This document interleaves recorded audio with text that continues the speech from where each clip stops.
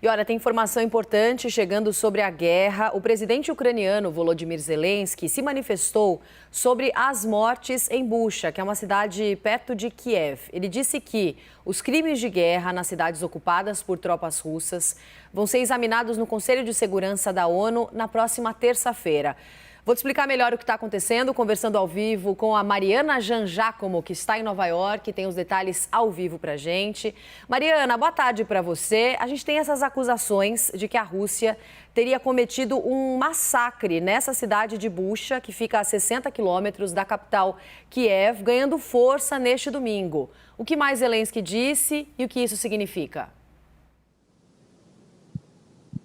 Oi, Roberta, boa tarde a todos. Olha, Roberta, o presidente ucraniano Volodymyr Zelensky disse que já está na hora de fazer tudo o que for possível para impedir mais horrores causados por crimes de guerra cometidos pela Rússia na Ucrânia. Ele também fez mais um apelo a líderes dos Estados Unidos e da Europa, pediu mais uma vez por armamentos pesados e fez até uma provocação à ex-chanceler alemã Angela Merkel e ao ex-presidente francês Nicolas Sarkozy. Zelensky disse que os dois estão convidados a irem à Ucrânia para ver o que 14 anos de concessões à Rússia foram capazes de fazer. Então, Zelensky criticando esses dois líderes europeus que mantiveram negociações com a Rússia, relações com a Rússia, e principalmente a gente sabe que os países europeus são muito dependentes do gás e do petróleo vindos da Rússia. Essa é uma questão, aliás, que está sendo tratada nesse momento, com os europeus tentando diminuir essa dependência. Mas Zelensky aproveitou isso para fazer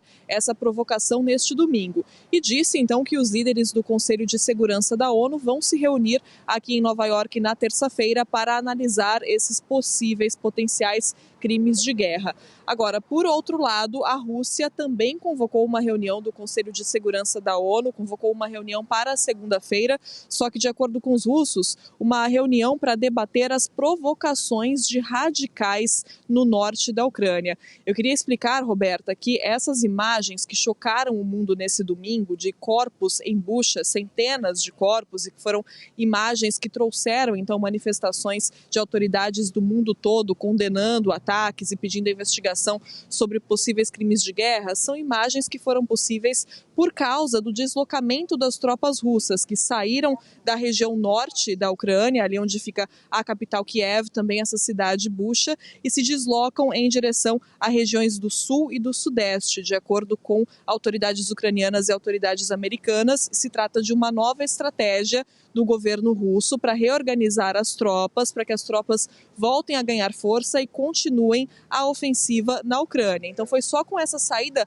das tropas lá da região norte da Ucrânia que foi possível ver o estado dessas cidades e aí essas imagens que chocaram o mundo e agora devem ser pauta aqui da ONU sobre essa discussão sobre possíveis crimes de guerra que acontecem quando um exército ataca civis e infraestruturas civis, basicamente tudo que não é alvo militar durante uma guerra. De volta com vocês aí no estúdio.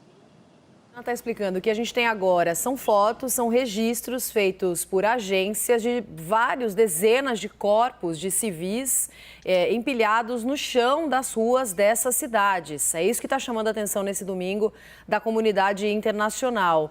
Agora, Mariana, atualiza para a gente, por favor, também como é que está a situação dos corredores humanitários, das pessoas que ainda tentam deixar essas regiões onde há maior tensão na Ucrânia.